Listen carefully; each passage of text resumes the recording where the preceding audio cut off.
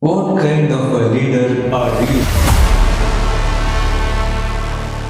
Are you an ideologue, never vacillating from your ideology? Or are you a pragmatist, willing to compromise on your values in order to advance your goals? What's your approach? Are you detached, that is content just to get the big picture and delegate the details to be implemented by your aides? Or are you too involved in each and every minute detail of the process? Are you too sanguine to call out people for their incompetence? Or are you rugged enough to fire them? Hi guys, I hope you all are doing well. This is Shiva and welcome back to my channel. In today's video, I'm going to be talking about the biography of a man whose story parallels that of Horatio Alger. It's about the man who lived the American dream. Born in Tampico, Illinois, then becoming a Hollywood star, and ultimately reaching the nation's highest office. Yes, I am talking about the 40th President, Ronald Reagan.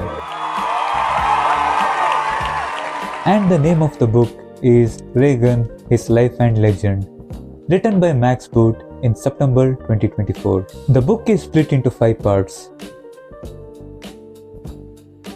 The first part is about his childhood and his upbringing and his education and his parents' influence upon him and his career as a renowned sportscaster in Iowa. In my opinion, the second part is the crux of the book, not because it discusses Reagan's coming-of-the-age classics such as Smooth Rockney or King's Row, nor about the time where he played opposite a chimpanzee in Bedtime for Bonzo, but it is here where we see his ideological shift from left to right. For someone who was a New Deal Democrat, what made him abhor an expansive government and champion limited government? Socialism versus liberalism. Reading right-wing publications such as Reader's Digest and National Review, he was a fervent anti-communist. While an expansive government is highly intrusive to people's lives and is tantamount to communism, whereas a limited or minimal government allows its subjects to be more independent. He developed this view when he was the president of the Screen Actors Guild, and he cooperated with the FBI and the House Un-American Activities Committee during the Hollywood Red Scare, handing them the names of SAG members suspected of being communists or communist sympathizers. At the twilight of his acting career, he was the television host for General Electric Theatre and established himself as a leading conservative voice that made his leap to California governor in 1966 seem almost preordained. The third part is about his governorship. When Ronald Reagan became the governor of California, he increased the taxes despite campaigning as a tax cutter, since he inherited a substantial budget deficit. His welfare reforms reduced the number of people receiving the state aid while significantly increasing the benefits of the truly needy. He signed the Mulford Act, prohibiting the public from carrying loaded firearms. He took a hard line against anti-war and counterculture campus protesters. Despite his pro-business image, he signed a significant environment legislation, including the creation of Redwood National Park and blocking a proposed Trans-Sierra Highway. Part 4 of the book is about his presidency, but I'll only focus on the Reagan Doctrine and Reaganomics.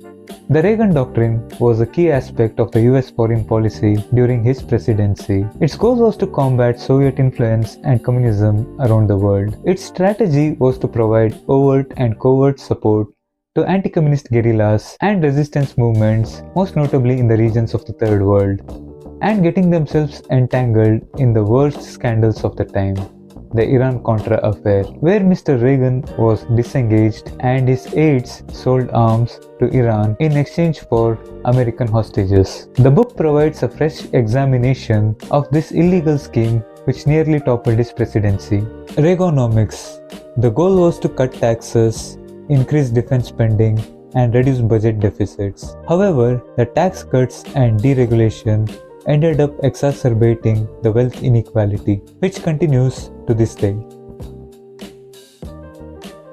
Part 5 of the book is about his retirement. After his presidency in 1990, he wrote his memoir, An American Life, where he emphasized his successes and core beliefs. And in doing so, he completely left out the details of his first marriage with Jane Wyman, and there is no mention of him vetoing the Congress's Comprehensive Apartheid Act bill and its subsequent overriding of his veto, thus conforming the reader to his optimistic beliefs and sunny side politics. But Mr. Booth's book was objective and provided an in-depth analysis of both his legend and flaws. From that I gleaned that President Reagan was a master communicator who performed with aplomb as the head of the state, and he relied heavily on his aides to articulate and implement a policy, thereby exhibiting an inherent detachment from details. At times, he was unaware of the political maneuvering happening around him and his staff.